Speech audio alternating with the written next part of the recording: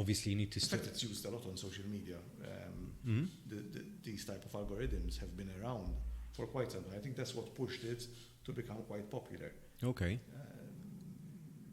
Nowadays, it's used less because of the what had happened on Facebook, because they were actually Yes, looking at misusing. data which they shouldn't have. Yeah. But that citing was the precursor to this type of All right. methodology.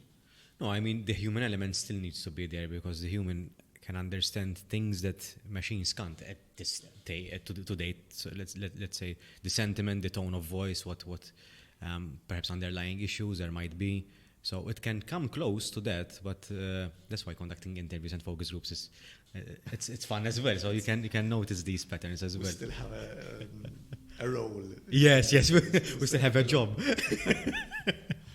Our head of research jokingly was saying, well, I'm still for the next 5 years. For sure. But that's true. Some I don't think roles will become redundant. I don't think we will become redundant because the human still needs to be there. But we have to change the way we interact with technology. Yes.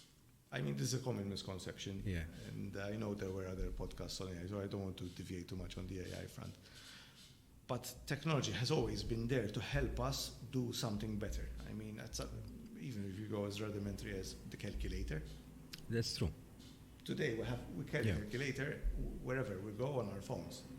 So, but it didn't replace a human being. So now let's elevate that on more complex stuff. Yeah. AI can help us speed up certain decision making, but ultimately, very often we're still present and there's still a role to be done.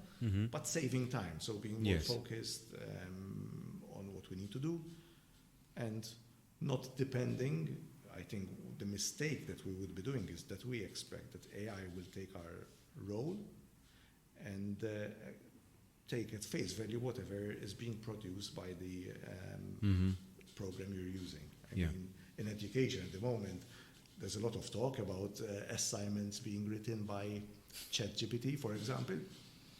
But in my opinion, ChatGPT should be used regularly by students, but not to do the work for them, but to help them kind of, it's like having a mentor on the side, challenging yourself on thinking in other ways, but you need to make sure that what's being fed back to you is valid.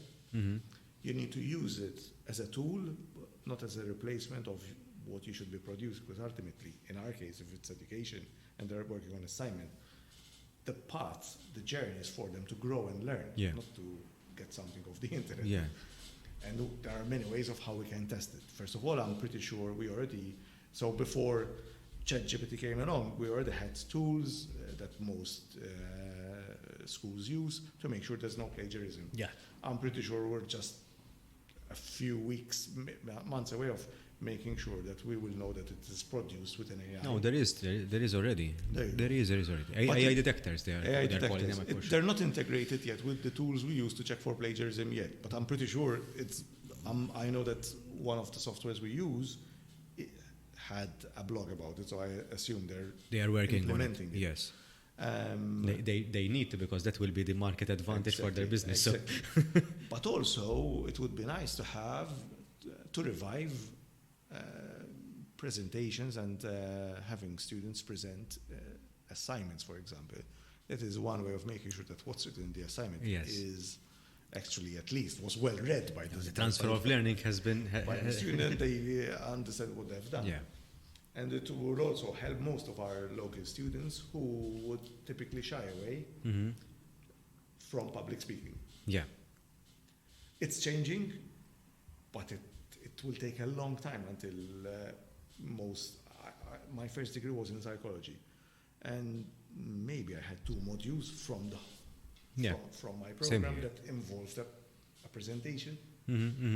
And I remember it was quite shocking, because then when I subscribed on my master's qualification, there was a lot of public speaking required, and I could tell that at some point in time, I felt uncomfortable. It took me a while to get out of my comfort zone and be able to feel comfortable talking in front of 180 people and say something. There's a jump, like there's a leap in that usually. But I felt that was very helpful in then eventually do what I'm doing as a business and as an entrepreneur, because my role is involves public speaking, whether I like it or not. Yeah.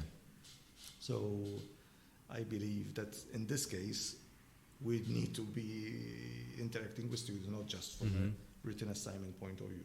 And I believe most further and higher education institutions are looking at these solutions as well. No, it's the way to go, I believe.